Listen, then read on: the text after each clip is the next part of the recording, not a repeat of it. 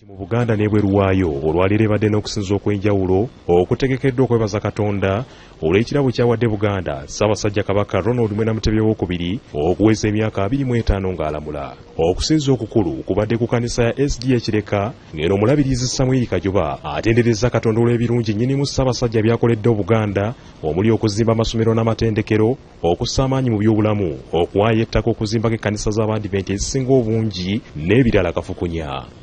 Ekkanisa Lutika ey'Ekireka y'emu ku kkanisa z'Abadiventi ennyingi ezizimbiddwa ku ttaka eryaweebwayo Obwakabaka bwa Buganda ku mulembe gwa Ssekabaka Sir Edward Frederick Walugembe Luwangula Muteesa II. Omusumba Samuel Kajoba omulabirizi w'ekkanisa y'Abadiventi mu bulabirizo bwa Central Uganda Conference obutwala Buganda yonna mu kusinza kwa leero agugumbudde abantu abalowooleza mu kwewaŋŋamya mu buyinza.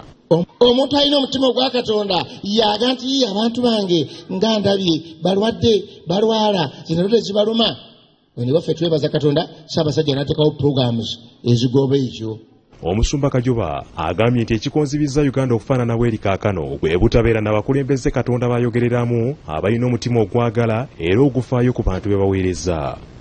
Omulabirizi Kajoba era asabye Ssaabasajja Kabaka asiime basinzeeko naye olunaku lumu.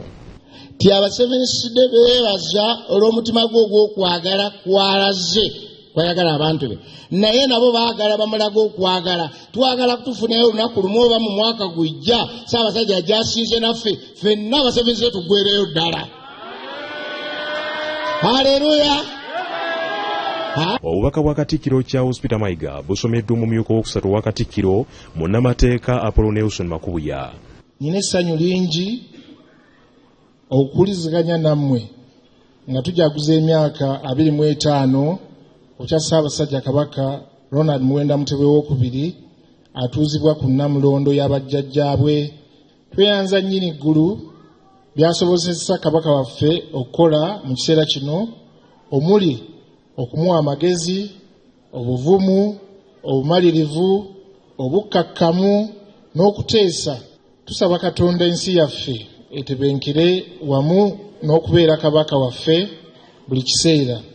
Ffe abantu be tusaana buli kiseera okumubugiriza okukola ennyo okutumbula embeera y'eggwanga lyaffe nga tukolera wamu era n'okuwagira enteekateeka zonna kubanga tumanyi nti bajjajjaffe abaatusooka bwe baakola.